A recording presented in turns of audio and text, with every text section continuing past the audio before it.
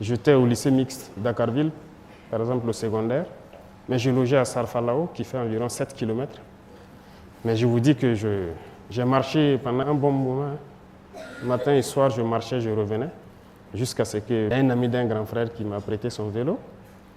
Mais je croyais en ce que je voulais. C'était, comment je dis chez nous, c'est une conviction. Ce que le papa nous a appris depuis l'enfance, comme je vous dis, il nous encadrait. On avait toujours envie d'être meilleur. Et ça fait qu'on ne lâchait pas. L'objectif, c'était d'être toujours meilleur à l'école. Et ça fait que rien n'a pu nous détourner. Et l'éducation qu'on a reçue, même si on ne mangeait pas, ce n'est pas pour autant qu'il faut se décourager. Oui, parce que les 3 années, comment je vais dire, le secondaire, ça n'a pas été aussi simple. Ça a été un peu difficile. Un repas par jour, très souvent. Mais ce n'est pas grave. J'ai cuisiné moi-même, je faisais tout moi-même. Mais il fallait être concentré sur l'objectif. Ce qui m'importait, c'est qu'en fin de trimestre, voilà, je dois avoir telle moyenne et c'est tout. L'amour d'être militaire m'a toujours habité. Comme je l'ai dit, le vieux était militaire avant d'être infirmier. Depuis l'enfance, moi, j'apprenais toujours à ces rangers, ces casques lourds qui étaient à la maison, je les portais. Donc, je sais qu'ils savaient que j'ai l'amour du métier, mais la maman n'a jamais souhaité avoir un enfant militaire.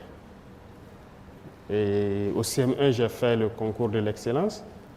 Et au CM2, il y a mon maître qui voulait coûte que je passe le concours de Britannique. Mais la maman s'est opposée farouchement parce qu'elle ne voulait plus. Elle a vu la souffrance sûrement du papa en tant que militaire, donc elle ne voulait pas qu'un de ses enfants soit militaire. Elle a refusé. J'ai continué à bosser. J'ai un penchant scientifique, ce qui a fait que j'ai fait une filière scientifique jusqu'à l'université, où j'étais en géologie. Voilà. Après le bac, j'ai souhaité encore rejoindre l'armée, mais elle a refusé. Mais quand elle me refusait quelque chose, je ne pouvais pas forcer, parce que si tu forces, ce n'est pas bien. Donc j'ai continué. En année de maîtrise encore, à l'université, je l'ai encore demandé. Je l'ai dit, c'est l'armée que je veux. J'étais bien en géologie, je pouvais faire ce que je voulais. Voilà. Il y avait beaucoup de possibilités de bourse, parce que je n'étais pas quand même dernier de classe. Voilà. Mais c'est en année de maîtrise qu'elle m'a donné l'autorisation. Et j'ai fait le test de l'académie. Je suis allé faire ma formation et voilà, je suis devenu officier de l'armée. Moi, j'étais convaincu, si elle m'a donné sa bénédiction, elle m'a dit de le faire cette fois-ci. Donc, j'étais convaincu et je savais ce que je faisais.